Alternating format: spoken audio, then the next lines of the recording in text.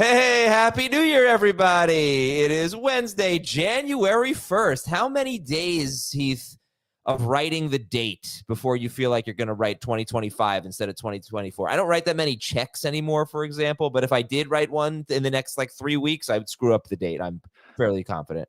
Yeah, I write a couple checks a month, and I think I'm going to get that one right. But that's not what we're going to start with today. We're going to start with some congratulations for Adam Azer on maybe the greatest, definitely the best fantasy season.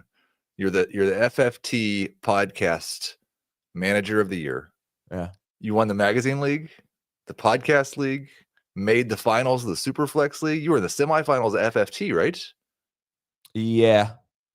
Just in the leagues that you played with me and Jamie and Dave, you just, coach circles around us. And you know why? For the most part, I mean, not in the podcast league, but in the podcast league, I had T. Higgins. The other one was Baker Mayfield. That's what I've been reflecting on. By the way, welcome to Fantasy Football Today, presented by BetMGM, the sportsbook board in Vegas. Thank you to BetMGM for sponsoring us, by the way. Appreciate that in 2024 and looking forward to continuing that in 2025. But I've been reflecting on that. You missed. I wrote a song about my victory over you yesterday, Heath. I would encourage you to go listen to it. Yeah, I definitely won't. There's 0% chance that's going to happen. I said this is the last time I'm ever going to think about it. I just was reflecting on how one or two players can have such an impact on your season and on a weekly basis. And I remember a few years ago, Tom Brady's second year with Tampa Bay. I drafted a lot of Tom Brady, and he went out and just had a monster year. And this year, I don't think I drafted Baker Mayfield, but I picked him up everywhere or in many leagues, and he was the primary reason, I'd say. He and T. Higgins, why I had a good year. But I already bragged yesterday, so I'm sorry for doing that again. But we're going to do some New Year's resolutions, some fantasy New Year's resolutions, what we can do better in 2025. And see, I almost said 2024. I almost screwed that up. But Jamie's here. Good morning, Jamie. Good morning. Yeah, he don't listen to the song. No chance. 0%. Well, part of it is that Dave was trying to help, but Dave ruined it with his background accordion. Don't tell him I said good. It. He did kind of ruin it. Yeah. Good. Speaking of background music, it was I don't know, Adam, if what the New Year's Eve is like where you live, but in my part, in Jamie's part of town, if you go outside at 11:30 for the next hour, it's the 4th of July. Yeah. It's just fireworks and explosions everywhere in Florida on New Year's Eve. And we had somebody in our neighborhood that I think had a kazoo. Oh, that they just kept over and over and over. So I've got fireworks and kazoo sounds still in my head from last night. No kazoos, but yes. You made it to midnight, you guys? Oh, yeah. What do you mean? My wife had to wake me up. Yeah. And then Jamie's always up till midnight. Actually, I fell asleep after we got home, which was almost 1, but I was done. Oh, you went out. All right, good for you. All right, anyway, today we're going to talk about tough calls, a few of them for Week 18 and a few of them for 2025, but also some New Year's resolutions. This was a surprise segment. I just thought of it right before the show. We should do New Year's resolutions. So I have one. If you guys have one, you can go first. Otherwise, I will help buy you time. Go. Okay. I will diversify my portfolio. This is something really for people who are playing a lot of leagues, but there's just Derrick Henry. I don't really regret. I did not see this coming. I thought he was going to be a bust, and I missed on that one. But I didn't have any Derrick Henry. But Barkley, I didn't have any Saquon Barkley. And I just feel like in 11 redraft leagues plus one best ball, I probably should have had Saquon Barkley in a league. So even if you're out on a player, especially if everyone else is in on that player, you should probably draft him in one or two leagues, depending on how many leagues you have. But diversify your portfolio. Give yourself, maybe there was Tank Dell. Again, not even a great example, but someone that I felt has a wide range of outcomes. Don't have that guy on none of your teams. If you play in, I'd say 5 or more leagues or something like that, which a lot of our listeners do. So diversify your portfolio, even if it means drafting someone that you weren't planning on drafting, because you know what? You're going to be wrong a lot. We're all wrong a lot. So diversify. That's my New Year's I, resolution. as someone who plays in 20 plus leagues, I make a point of that all the time.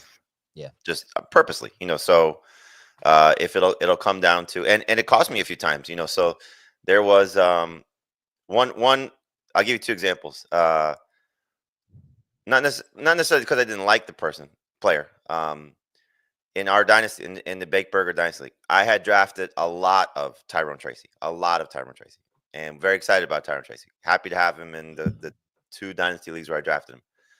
In our league, I was torn between Tracy and Kamani Vidal, and I was like, I don't have any dynasty shares of Kamani Vidal, and I regret that one. But that was an example of, what if Vidal is the next guy for the Chargers? And, I think there was probably a lot of discussion who's the better dynasty option. Heath, you can correct me if I'm wrong. Of, at that point, two day 3 running backs and, paths to being the starters there. Tracy, the question was, could he handle the running downs work? And that's one I regret.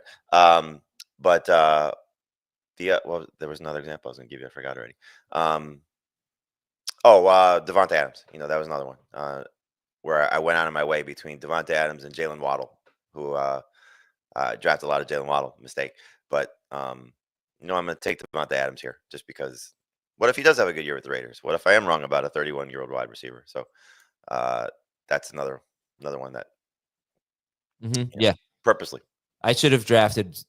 I drafted too much Zach Moss and no Chase Brown. That's one right there. I didn't even think about that one. That's probably the one I regret, because it was such a toss-up, and their ADPs were almost identical. Why didn't I just take a shot in one of those leagues on Chase Brown? All right, Heath, you got one? I'm not sure that I do. I think this is supposed to be based on like how you play. Like my real fantasy-related New Year's resolution is just to do like even more FFT Dynasty podcasts.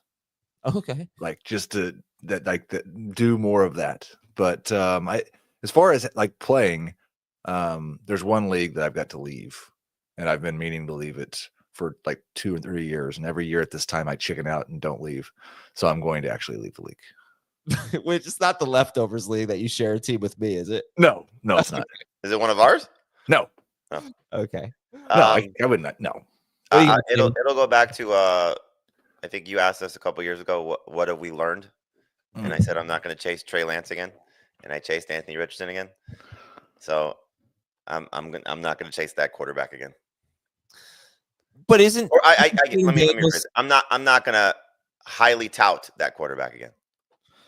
Yeah, I just thought his ADP got too high, because remember, I don't know if we all said it, but I was like, well, don't take Anthony Richardson. Just wait a few rounds and take Jaden Daniels. They're the same profile.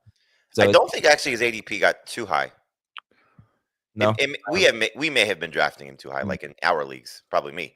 But it was because I went to look when I was doing the all bust team, and he's not at a point where, I don't know who I put as the bust, but he wasn't at a point where it was like, oh, that's like obscene. Well, Mahomes was probably the bust, wasn't he? No, Stroud was the top 5 quarterback. So you could start at least you could start Anthony Richardson down the stretch. I just think that when we get a player changing teams, a player that we don't think is good, this is not related to Anthony Richardson, but this is like the big NFL lesson that I think we're learning over the past few years. Guys can revive their careers in better situations, and in doing it in such surprising ways. Heath, we're going to talk about Sam Darnold later, as you talked about him as a player that's tough to rank for 2025. You brought him up in we're right, a text message. Baker Mayfield, Derrick Henry having, and Saquon Barkley just having these bounce back seasons when we just didn't expect it to this degree. And it's actually making me wonder if we should ever talk about how good a player is, like, ever again, because there's so much that goes into it. It's not just about the player. It's obviously about the situation. And we talked about this a little yesterday, just while we're on the topic. So Heath, I know you were very anti running backs changing teams. And I don't know if it was just an age thing plus the changing teams, or just the changing teams. So like Josh Jacobs, for example, I don't think you were out on Jacobs, but I know you were definitely concerned about Barkley and Henry. With the success that those guys had, I think I said on the show that it was everybody but DeAndre Swift that changed teams did well, of the high profile guys. How do you feel about what may be the next crop of free agents? I think we have to be really careful because there's two things going on. One, we've got older running backs that are exceeding expectations. Two, we've got the running backs that changed teams that exceeded expectations. And the things that they have in common is like we've just got some really elite older running backs. I'm not sure I want to apply those lessons to the next crop of older running backs. So I probably won't be as anti running backs changing team or as anti 28-year-old running backs, but I'm not going to make a big shift just because I think that the lesson is don't doubt Derrick Henry and Saquon Barkley more than it is don't doubt Right. older running backs. Well, it's also I think they went to pretty elite situations, Right. and that was the selling point. It was like, you look at it, Jacobs and Mixon were almost, I don't want to say lateral moves for Jacobs, but in terms of lateral moves they're not necessarily downgrading. None of these guys really downgraded their situations. All of them almost upgraded their situations. It's true. Yeah. And that's, I think, part of it. Like you're taking elite players still productive at age, going to Henry upgrade, Barkley upgrade, Jacobs, I guess you'd say upgrade just because environment. Mixon, not downgrade. Who am I missing? Swift was really the only miss, right? Yeah, Swift. Yeah, Swift was I guess a downgrade. I mean, Dobbins wasn't really a high profile one, but yeah, where that's what I was trying to think. I guess so. Aaron Jones was a low end RB2 per game, but that's kind of where he finished in Green Bay. So yeah, and his was like a lateral move too.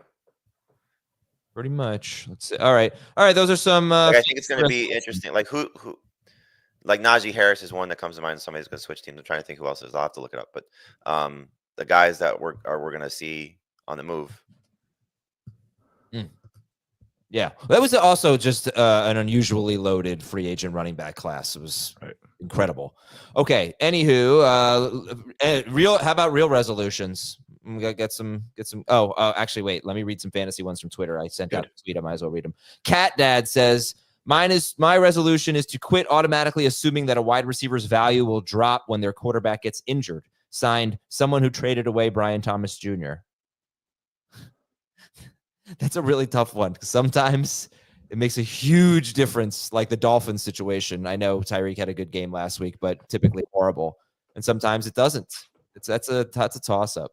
Well, I'm sure Heath will enjoy this. It may speak to how good or bad Trevor Lawrence is. Yeah, maybe. And let's see.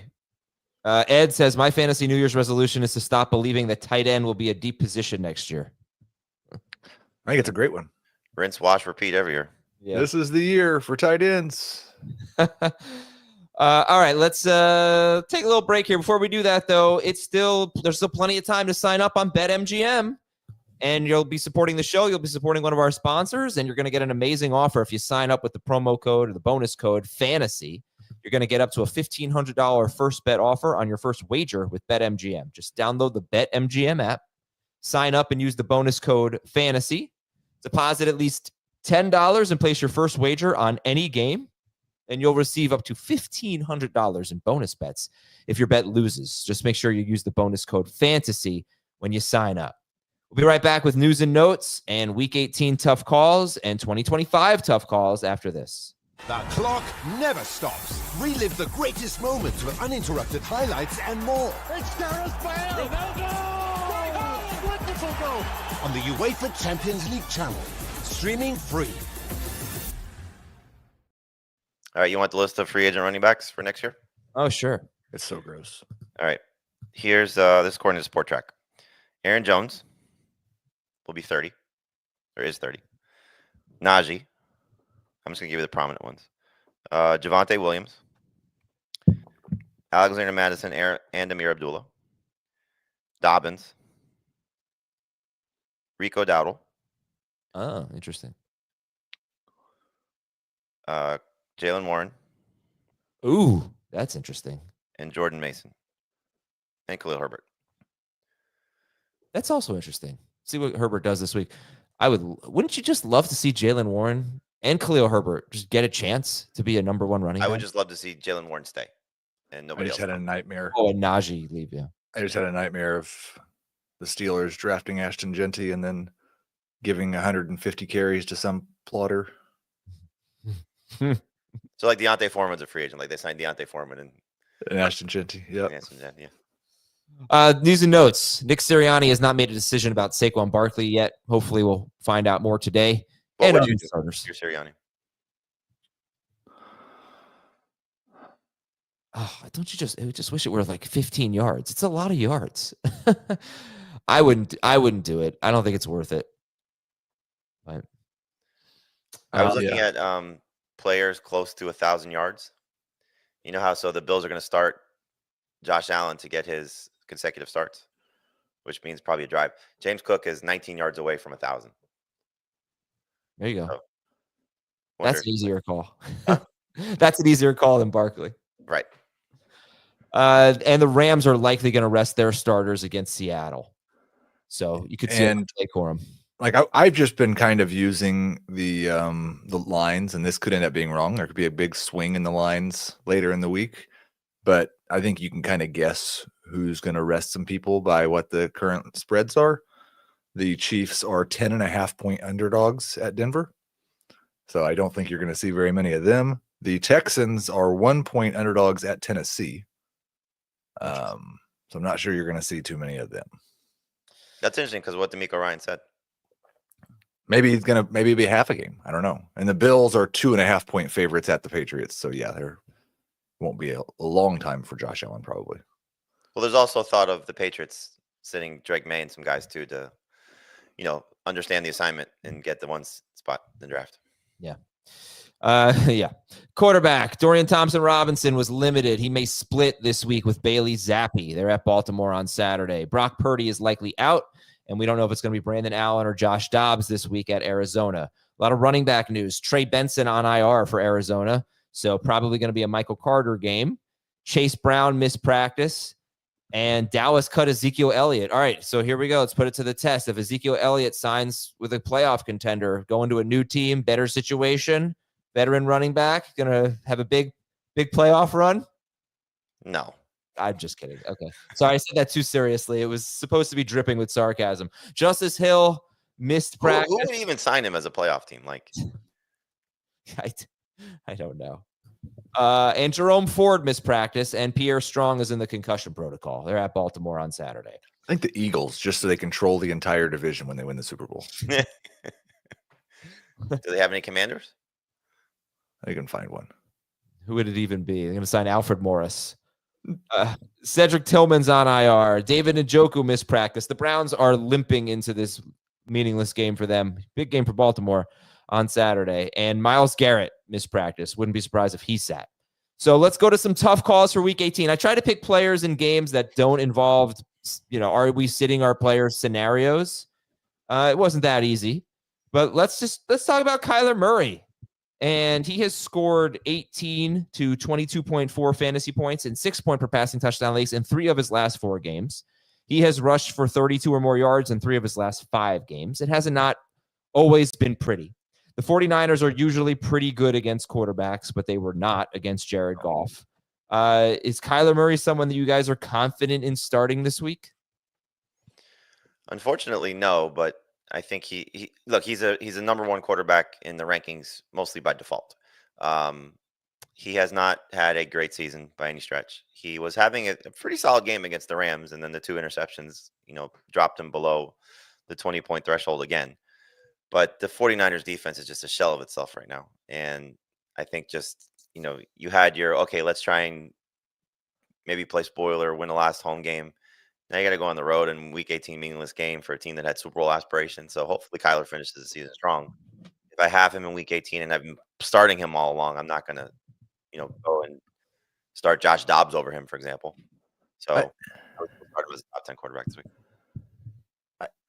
Yeah, I mean, I don't feel confident in anything or anyone in Week 18, but so he's a top 12 quarterback. I would be curious, like if somebody out there is playing in Week 18 as part of like their real championship game, I'd like to know why.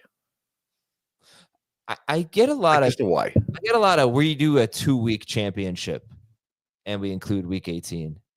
But if I could just be 100% honest with everybody, I don't I don't really even want to talk about. I mean, I just feel like I'm doing the listeners a disservice. Most people are probably listening to this going like, why am I even listening to this segment? Yes. But I do feel like, obviously, there are people who play in Week 18, so we have to talk about it. But I don't want people to tune out. So just stick around. We'll get into the 2025 stuff. There's also, spin it for DFS because people still like to have some interest after winning their championship and maybe try and win some more money and take some of their, investment and enhance it. Or people have been playing DFS all along. So is Kyler a good DFS play for this week? And the answer is yes, because he's playing a, beaten up defense that probably has a little motivation. And I'm sure he would like to finish the season strong to carry some momentum into next year. So he's a great DFS play because I think he said this last week, he has the ability to go for 20 plus on any given week. And that's the type of player that he is. Look at Gamer Eric in our chat saying he's listening because it's like hanging with his friends. Thank you, Eric. Appreciate it. And I did, the chat. We've grown a nice relationship over the year. With YouTube, we've really, had a much bigger audience, and we appreciate that. It's never too late to get on there. YouTube.com/fantasyfootball today. Somebody just commented they're in a 2-week championship. Oh, good. He's up 70 points, so that's good. I think it's even like if you're playing in Week 18, just send me an email, fantasyfootball@cbsi.com with any start or sit questions, and also if you could answer the why. And the why, yeah. I'd like to know why. So here's a tough call because they might be sitting there, guys, but you're not really gonna know. Well, I don't know. You don't know what Pittsburgh's gonna do because if Baltimore wins, which they will, Pittsburgh could elect to rest their players, but that's like the game's one right after the other. I have Najee Harris as a tough call. The last time he faced the Bengals, he had a huge game, 24.9 PPR fantasy points, 16 carries, 75 yards, and a touchdown, 6 catches for 54 yards. This is a great matchup. Jalen Warren seems to be almost even in carries with him recently. Is Najee Harris a starter for you guys? He's ranked as a starter. Again, it's a lot of by default.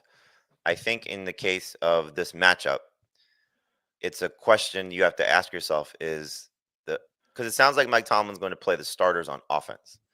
That doesn't necessarily mean he's going to play the starters on defense. I think the phrasing you use, get the stench out of our mouth from the offensive performances lately, because the last 3 weeks have been pretty terrible.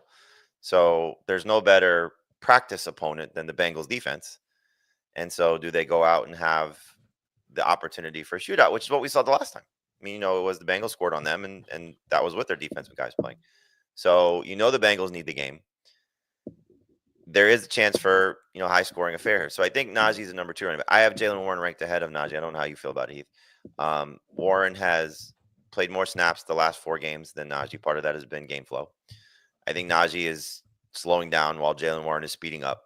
So if you look at the 2 play, one looks like he's playing faster. And you wonder if, again, both guys walking into free agency, do they start to maybe favor Jalen Warren, who might have a better future than Najee Harris on that team? So if I'm deciding between the 2, I'm playing the better player right now, which is Jalen Warren. But I don't think that Najee is not necessarily going to I think Najee still has a chance to have a good game. I think he has a chance to score. It's just a matter of this game gets back and forth and the Bengals playing with the lead. It's probably better for Jalen Warren. Very good point from the chat. Like the Steelers have something to play for no matter what, because it's the difference between playing the Texans in round 1 and playing the Ravens or the Bills. Mm-hmm. And so that's like, do you want to have a better chance of winning your first round playoff game? So I definitely would rather start Warren. I struggle a lot with Najee. He's not ranked as a starter for me right now. He has 14 receiving yards in his last 4 games combined. And that, like, part of that big game against Cincinnati that was the last time he was really heavily involved in the passing game, 6 catches for 54 yards. I'll start Jalen Warren as a number 2. Najee's a flex for me. And you know what? Something I never mentioned, I didn't actually know this until after our Sunday night show. Because when on Sunday night we were saying, oh, the Monday night game for the Lions at San Francisco is meaningless. It actually wasn't. It was probably meaningless. But by beating the 49ers, they now have the tiebreaker over Minnesota if those 2 teams tie this week. If they had lost to the 49ers and tied Minnesota in week 18, then the Vikings would have had the tiebreaker. So just you were talking about this game being important for the Steelers for seeding. I actually didn't know that at the time. I didn't know that until Monday. The game actually was sort of important. They weren't really treating it that way. No one even considers ties. but they do have that tiebreaker now, just in case you're curious. All right, my next tough call is Zay Flowers against the Cleveland Browns. This is the first game of the week, 4:30 p.m. Eastern on Saturday. Zay Flowers coming off a game where Lamar Jackson threw 15 passes in a blowout win at Houston. And what would we say the spread is in this game? 17. 17-point favorites at home against You Cleveland. could double it, and I'd still take the Ravens. And yeah, Zay Flowers, like the good news is he's had a target share of 29.2% or higher in 3 straight games. The bad news is he's only had one good game in that stretch because Lamar Jackson hasn't been throwing that much.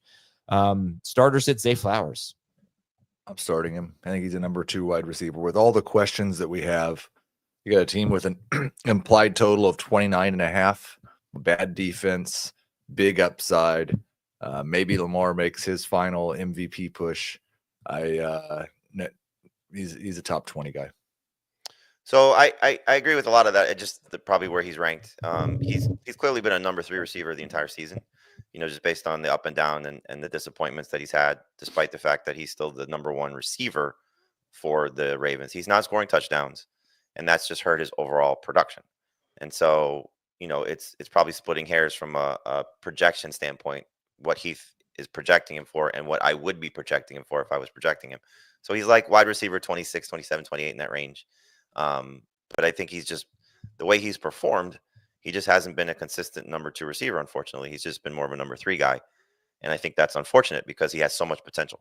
So you could see his frustration sometimes with how the games go. He's clearly said and done all the right things. But sometimes when he's open and Lamar just throws to somebody else because they're open too, it's kind of left him with some, unfortunate lack of production. And before we get to our last 2 tough calls for week 18, or today's show anyway, just would like to ask you, if you have 30 seconds, to please vote for us for the Sports Podcast Group Awards. And just go to sportspodcastgroup.com, click Vote Now, find us in the best fantasy betting and gaming category, and select Fantasy Football Today. Scroll down to the bottom, basically, for Fantasy Football Today. Again, it's sportspodcastgroup.com. It's so quick and easy, and we'd really appreciate it. Thank you. I got Michael Pittman as a tough call. Coming off a huge game, 25.9 PPR fantasy points at the Giants, 9 catches, 109 yards, and a touchdown on 10 targets. He's got the Jaguars this week, and he's been pretty good with Joe Flacco. He's scored 12.5 or more PPR fantasy points in 4 of 5 games. The one game he didn't, he left early, not super early, played 76% of the snaps, usually close to 90%. But obviously it's a good matchup. But I don't know. I was just surprised that it was Downs had such a nothing game, because usually Downs had been really good with Flacco. Also, we don't know if it's going to be Flacco, so it could be Richardson. But how would you compare Michael Pittman to Zay Flowers, Heath? I would much rather start Zay Flowers. I do have Michael Pittman as a number 3 wide receiver. I don't know which one of Downs or Pittman's going to be better this week. I think they're both high-end number 3s if Joe Flacco starts, and they're both probably number 4s if Richardson starts. But I'm not as excited about playing somebody in this offense as I am the Ravens. I would start Pittman over Flowers if Flacco's starting. I would start Flowers by a mile over Pittman if it's Anthony Richardson. Yeah, it's an easy call if Richardson's the starter. Last guy I have is Tyreek Hill. Tyreek Hill, really good game last week at Cleveland. But Jalen Waddle did not play, and Jalen Waddle might play this week. They're at the Jets, and it obviously if Tua plays, that you're going to start him. But he's coming off 9 catches on 9 targets for 105 yards at Cleveland, but had been awful without Tua in the previous 4 games. Are we back to trusting Tyreek Hill, Jamie? Did you lose that league where you made the decision? I did lose starting Wicks over Hill, but I would have lost anyway. Okay. In a much closer nail biter, I probably would have been I would have been so much angrier. So I actually saved myself that by benching Hill for Wicks. Heath, you should write a song about Adam losing, playing Dontavian Wicks over Tyreek. Yeah. I think, again, just based on the week, he's a number 2 receiver. So good. Like, where was this earlier? The effort to get him the ball when it was Tyler Huntley. Well, do you think Waddle not being there made a difference? I think Waddle was averaging like 6 targets per game in those previous 4 games. Probably. I mean, probably Cleveland helped. So if you want to take that from a Zay Flowers perspective, that's something to consider also. It was a must-win game for the Dolphins, and they got arguably still their best player of the ball. And it's a must-win game for the Dolphins, and I'm sure they're going to try and get their best player of the ball. Look, Devon Achane has benefited with Tua. Devon Achane has struggled without Tua. This is now an example of Tyreek Hill benefiting without Tua. So, if you want to ride the hot hand, hopefully that's the case. Adam, what's the weather supposed to be? Oh, and I have no idea. It's Oh, you actually live really there. nice. It's like 40 degrees. It's been So raining. it's still warm. Yeah. Let's see. So that benefits the entire Dolphins offense, especially if Tua does. Man, play. not that warm. It's going to be high of 33 on Sunday in New York City. I don't know about East Rutherford, but sunny. Doesn't look like we're going to get any weather. Like Okay. rain I or think just you treat Tyreek as a number 2 receiver, borderline number 3. Like he's in the same range as Zay Flowers. Okay. And that's it for my week 18 tough calls. All right, let's take a break and come back and talk about 2025 tough calls. Actually, we have a question in the chat real quick here. Jonnu Smith, this week 18 question. Jonnu Smith, Chigo Okonkwo, or Mike Gesicki? Who do you like this week? John. Yeah, go Jonnu. Regardless of the quarterback? It's much easier if it's Tua. Yeah. Okay. All right, we'll be right back on Fantasy Football Today talking about Sam Darnold and a really cool stat about Sam Darnold and Kirk Cousins. We'll be right back.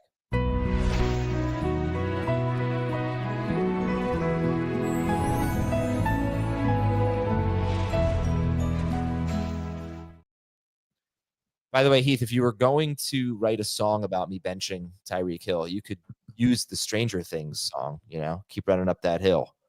Just going to point you in the right direction. I'm not going to be writing any songs about you. Okay. Probably ever. But this would be like a insulting song. So I just thought maybe you like you're a Stranger Things guy, right? Yeah, I wish that they would have finished it before all the characters retired, but it was great. Are they still supposed to be in high school when they come back? Gosh. This first shot is going to be them like in an office in their first job, wearing a suit and tie. It's crazy. They don't even focus on the kids anymore. They're not even. I feel like they're not even the main. Who's the main character? I think it's the cop. I don't even remember his name. Oh, yeah, definitely. He didn't. Isn't he in like been in a Russian prison for a long time now?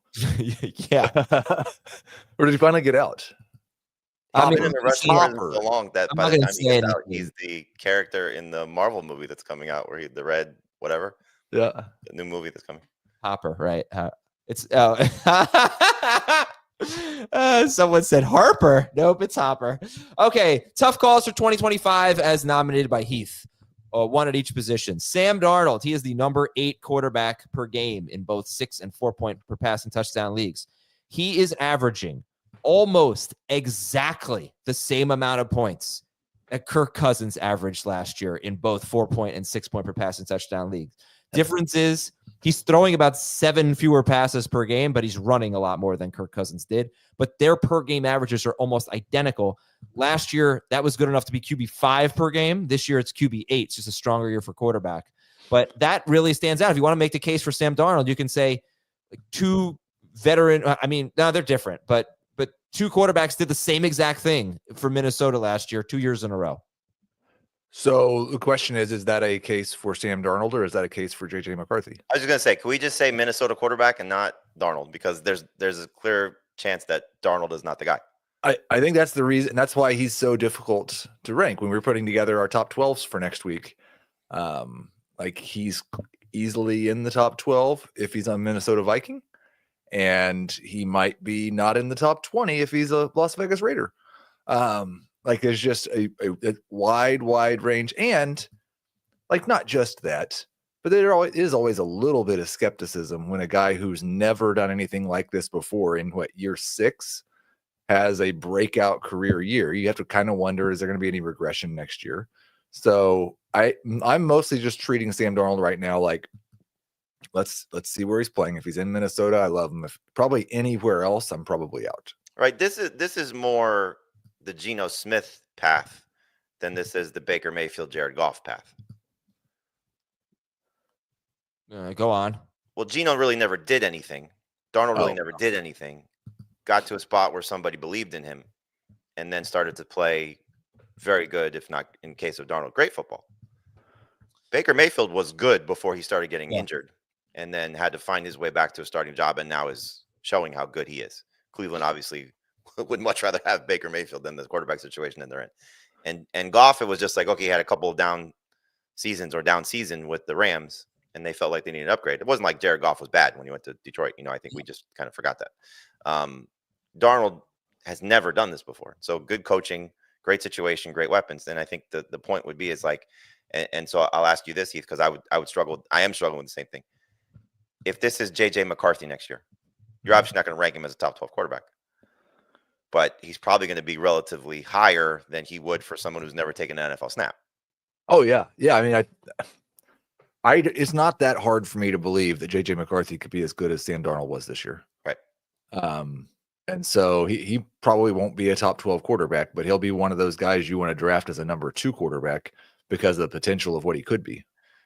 And this was the argument for McCarthy post NFL draft was, is he as talented as Drake May? No. Is he as talented as even Bo Nix? Who knows? But his situation was arguably the second best. We thought Caleb Williams' situation was the best. And here's what Sam Darnold has done with it. This is Kevin O'Connell. There's some talk, and as a fan of a team, Adam, that needs maybe a head coaching upgrade, would you trade for Kevin O'Connell? Would you trade 2 first-round picks for Kevin O'Connell? No. Good God, no. Well, I mean, there's been examples of coaches getting traded. 2 first-round picks, man. So what about this? What if after you beat the Eagles and you have the 8th pick in the draft, would you trade that pick for JJ McCarthy? The Vikings they're gonna just keep Sam Darnold. Yeah, I don't know. I don't know how to evaluate JJ McCarthy. I think he was a tough guy to evaluate to begin with. He didn't really do that much in college, right? He didn't really throw that much. Obviously, Minnesota believed in him, but and he's also a very tough dynasty call right now. Yeah. Because what if they lock Darnold up for 3 years and just say we're putting JJ McCarthy on the Jordan Love path? Oh, if they're smart and sign Darnold, you can trade McCarthy to a team that has a top 10 pick. Because if you look at it right now, talking to some people that are evaluating the quarterbacks, McCarthy is considered as good, if not better, than Shadur Sanders and Cam Ward as prospect. Yeah, those guys aren't clearly the best prospects coming out, and so can you get McCarthy from the Vikings for a first? I'm curious what Thomas would think. Like if Pete Prisco's floated the idea of Brady as a Michigan guy, going to run the Raiders.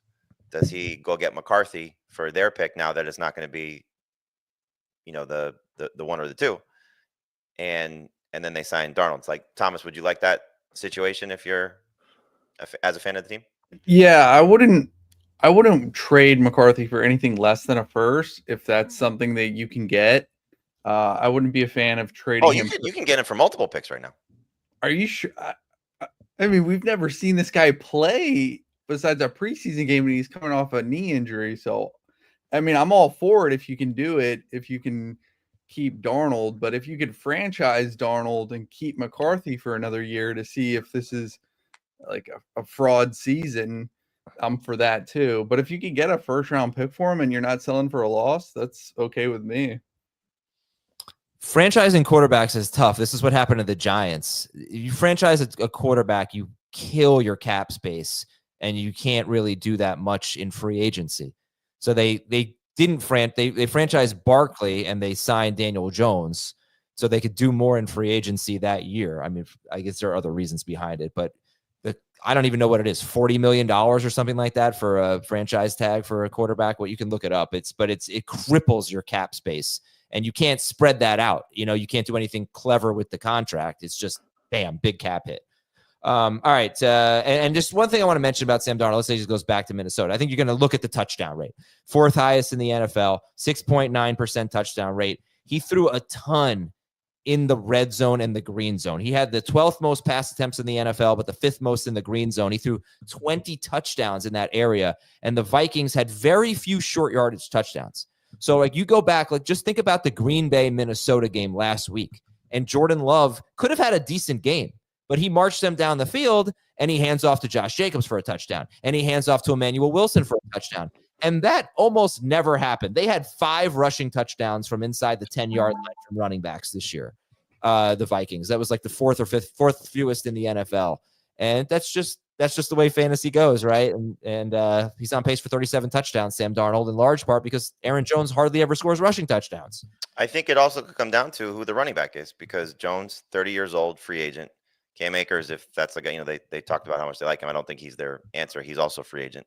So this is probably a spot where you're going to see a rookie end up, and how much of it is that rookie, because based on your scenario, Adam, or Thomas's scenario, if they franchise Darnold, then they have to be a little creative with some of their fill-in spots. A rookie running back makes some sense as opposed to, let's say, going and trying to sign Rico Dowdle. By the way, sorry. Yeah. No, I was just going to say that's also like last year they had 30 passing touchdowns and 7 rushing touchdowns. Yeah. Like, I think that's just it might be a Kevin O'Connell thing. The year before it was 30 and 18, but like his offenses are going to score a lot more passing touchdowns than rushing. I have the 3rd pick in our dynasty draft, and I'm thinking, I desperately need a quarterback. Uh-huh. And I'm thinking, like, who could I trade that 3rd pick for? Like which of I would not do it for McCarthy. Someone's trying to get that pick for Penix. Like, no, I'm not going to do that. But if you think about it, like, who's a better prospect than Sanders and Cam Ward? Because I might get them. I might get one of them at 3. If not, I'll get Genty. But it's kind of an interesting thought on these rookie quarterbacks. Those 2 in particular, McCarthy and Penix, who didn't really do much of anything. And what pick in the first round they'd be worth in a super flex league, by the way, super flex. Yeah, I would do that for Penix. I would not give up the 3rd pick for Penix. I'd rather have Sanders or Ward. Yeah, Penix doesn't run. He's immobile, basically. He's not immobile, but I don't know. And it kind of hurts my eyes to watch him throw. Like, I don't know why left-handed basketball shooters and left-handed baseball swings like always look so pure and so beautiful, and a lefty throwing a football, it just kind of makes me want to throw up. Well, you also have the situation, one of those guys may end up in Cleveland and not play. One of the rookies not play. I mean, they keep extending Watson. Like, this is a nightmare. There was just a report in The Athletic that he's done playing a meaningful snap. They extended him to spread out the cap hits. Correct, but they're still paying him guaranteed money for 2 more years. Yeah, I don't know. I think I'd rather have those guys. But you know what? I haven't really started the draft evaluation process yet. So, all right, J.K. Dobbins is next on before we do have one Week 18 question if you want to answer it. Oh, I didn't see it. What is it? About tight ends. From VJ? Yeah. Would you still recommend Okonkwo with Tennessee using both quarterbacks? He said his other option is Njoku, so you may not have another option. It's a matter of if you want to buy into Juwan Johnson, who could be on waivers, or Gesicki, who could be on waivers. I think you just take your chances with Okonkwo at this point. So, like, after our show yesterday, I kind of reevaluated the order of the tight ends and put Okonkwo back at the top. He's the targets have been there, so just buy into that. Okay. J.K. Dobbins. He is running back 17 per game in full PPR, 15th in non-PPR. That includes a game where he played only 30% of the snaps. And he'll be a tough call for you next year. I think he's also Jamie. You didn't say him, but I think he is a free agent. Oh yeah. Yeah. So listen, he had some times this year where he really looked like J.K. Dobbins. He also suffered another injury that caused him to go on injured reserve for 4 weeks, and he's still just 26 years old. Seems like J.K. Dobbins should be one of those backs that we're worried about how old they are, but where he lands, if he stays in Los Angeles, that's probably maybe the best spot for him. But where he lands, and then the difference between like his upside and the huge glaring Red Cross injury warning on him as well. He's been used as a passing downs back for the Chargers. I feel like that's unlikely to happen. Just a guess that, the next team he goes to, if it's not the Chargers, would have a third down back that took him off the field. Also, he's averaging, this is funny, a career low 4.8 yards per carry. He's always been such pretty good.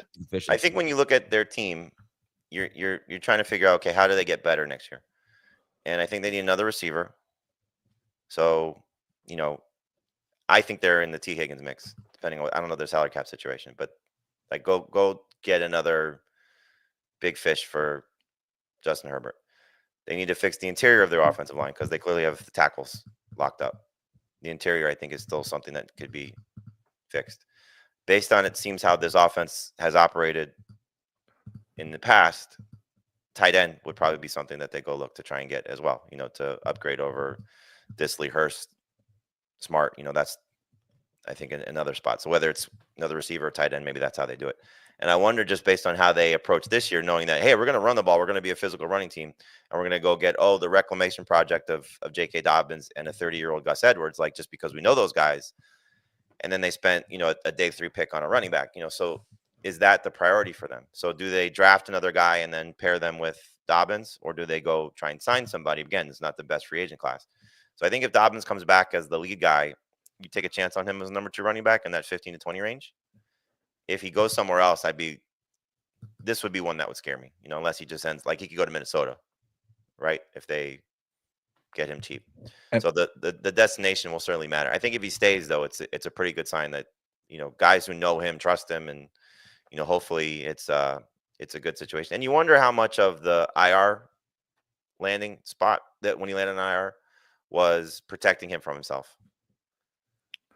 They saw their path to the playoffs. I mean, if they were going to protect him from himself in 2024, why wouldn't they do that in 2025? He's still an injury risk. I will say, what I'm saying is, like, not rush him back in 2 weeks. Give him the 4 weeks to be healthy, get ready for the playoffs. Yeah. And just to put like his career low 4.8 yards per carry in context, that was across 177 rush attempts. There were 168 rush attempts for the rest of the Chargers running backs, and they averaged 3.5 yards per carry. Wow. Wow, that's impressive. All right, Marvin Harrison Jr. is currently wide receiver 33 overall, 44 per game. He has only 110 targets, only a 52% catch rate.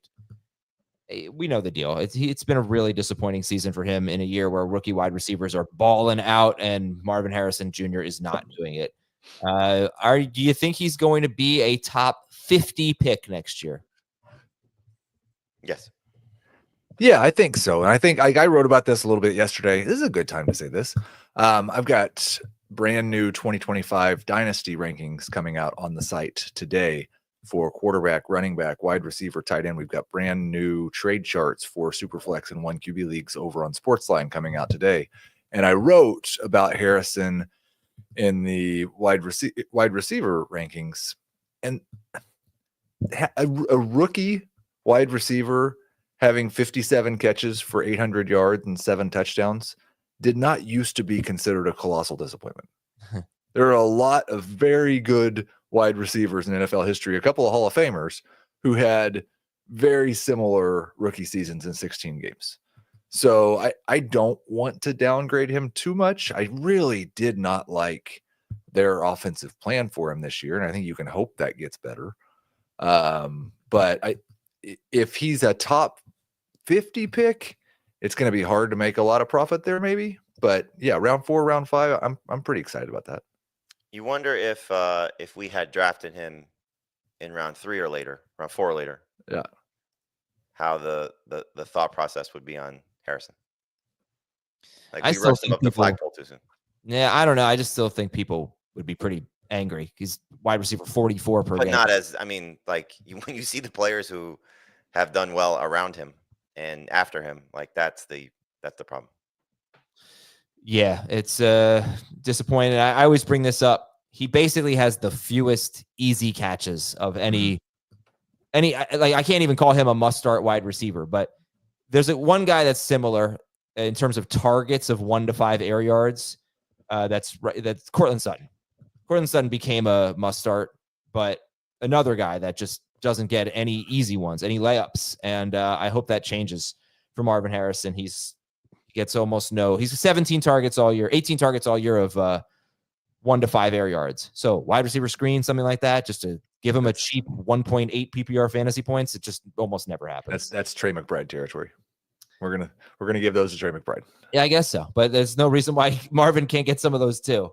Jonnu Smith was the tight end that you had. He is the number 2 tight end in fantasy overall, number 5 per game since Tua return from injury in week 8. He's averaging 15.3 PPR fantasy points per game in that stretch. 17 game pace. Jonnu Smith, 17 game pace since Tua came back. And that includes last week when Tua didn't play. 99 catches, 1,006 yards, 10 touchdowns on 121 targets. Pretty good. But yes, obviously the history makes him tough to rank. Well, it's his history and it's Mike McDaniel's history. And I think you talked about this at the beginning of the season about how Mike McDaniel said we got to be less big play reliant. And they went out there and scored 9 fewer points per game than they did the year before. So I guess that worked. It was even 5 fewer points per game when Tua was playing. That's the stat. If you told me that they were going to have the same offensive plan going into next year, then it's easy to just buy into Jonnu Smith's career year because it was his first year in this offensive system. So don't worry about everything else. But you're talking about a guy who's going to be 30, who'd really never done anything like this before, and a head coach in Mike McDaniel who seems to change his mind on a weekly basis about exactly how they want to attack playing offense. I can't believe that they're going to decide for another year that it's a better idea to have more targets going to Jonnu than it is Jalen Waddle, but it's possible. Jamie, what do you think? What do you think about Jonnu Smith? I think once we get past like the top 5 or 6 tight ends, depending on what Kelsey does, this is where Jonnu is going to be drafted. So this is the tight end purgatory range of, we fall for a young player that's getting an opportunity like a Dalton Kincaid or a Kyle Pitts. We fall for a veteran guy that ends up on a team that seemingly in a good spot. So like, for example, would you rather have Jonnu Smith coming off of this year or Jake Ferguson with Dak back after what he looked like 2 years ago? Like that's the decision I think people have to make in terms of that type of range of tight end, so he's not getting drafted over Bowers or McBride or Andrews or trying to think I'm missing in that range. But I'll give you a name because I think someone that maybe gives you hope for Jonnu Smith is David Njoku, because Njoku's first 5 seasons were pretty nothing. Yeah, it's great. Yeah. Great. And he had these stretches, like half seasons where he was good. But then last year, 2023, Njoku just had like a really good year, his best year, 882 yards, 6 touchdowns. But that's nothing. But again, that's a great comparison because Njoku hasn't been great with Deshaun. So if Watson does come back, I mean, like look at all the numbers that he's put up with the non-Deshaun Watson quarterbacks. But it's a great comp, in terms of, guy that gets a second opportunity somewhere. So Heath's question is certainly the valid one. Now, the one thing that keeps me somewhat Kittle's the one I forgot. Excuse me.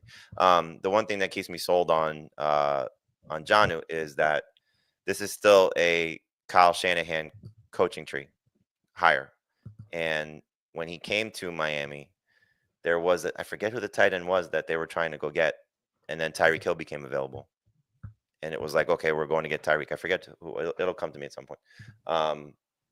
And so it was Gesicki. I'm sorry. They were all in on Gesicki being sort of like their George Kittle.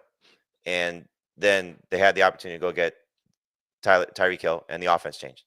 And so now you have an athletic tight end that can do a variety of things in this offense. And now you see, I think, what Mike McDaniel maybe had in mind. So does it come continually at the detriment of Waddle? Or Heath, does it come at the detriment of a 31-year-old Tyreek Hill who may be slowing down a little bit? Yep. And that could be maybe where the shift and the change comes. They also have one of the most dynamic pass-catching running backs in the league right now in Achane. So how much of it just is it, okay, now we can kill you 4 different ways, with Waddle unfortunately being the 4th. So I think he's still worth drafting as a number 1 guy. He'll be going into a contract year, so that'll be, year 2 of a 2-year deal that he signed if they don't extend him. This team has a lot to look at this offseason. They may fire their GM, so that's a big storyline that's kind of there, and keep McDaniel. And then McDaniel's going to be, one of the coaches on the hot seat because whoever the new GM is, if it's not somebody in the building, do they trust him as the head coach of the future? So there's a lot at play. I will say that the Njoku comparison was a good one, but there are a couple of differences too. Like Njoku was 27 when he break out. That's not that uncommon for a tight end to have a breakout at 26, 27. At 29, it's a little different. And Njoku had 2 years where he'd had 600 yards receiving at least. Yeah. Like Jonnu hadn't done that. Yeah. No, it's not a perfect comparison, but I feel like people have probably written off David Njoku at that point, and he showed that you could have a breakout kind of later in your career. Well, Jonnu also was like, when he went to New England, there was, okay, this guy has a chance to be a superstar because of the contract. Like, overvaluing. This is, one of the mistakes of why nobody wanted Bill Belichick as the coach, because the personnel guy was terrible. But, clearly there was some team and NFL people thought this too. Like, this guy's got so much athleticism, and it hurt Kyle Pitts when he went to Atlanta. Like he just has the ability to make plays, and finally a coach has unlocked that. Okay, thank you all for watching and listening. We've got one more question in the chat about running backs if you want to see. It was a non-PPR question with Garendo and Dobbins. Somebody else, I don't remember. All right. Oh, we got it from Harold. Garendo, Dobbins, Foreman, or a Denver running back. I need 2 in standard scoring. First 2. Sure. There you go. Okay, and yeah, that's it for the show. So thanks for watching and listening, and we appreciate it. Tomorrow we're going to have starters sit for the AFC home games. We'll do one 2025 question for each game, and then we'll talk about the starts and sits. We'll do the same thing on Friday with the NFC home games. All right, we'll see you in FFT Express if anybody wants to join us there. If not, talk to you tomorrow on Fantasy Football Today.